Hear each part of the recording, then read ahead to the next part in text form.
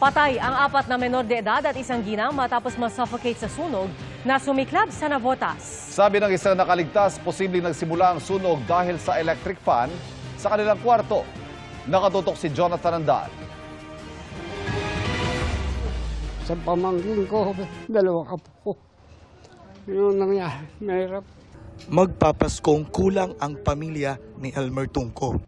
Namatay kasi sa sunog kaninang umaga sa barangay San Roque, Navotas, ang pamangkin at apo niyang magnanay na sina Sara at Sailem Lorraine Constantino, pati ang isa pang apong si Rudy na graduating pa naman sa grade 6.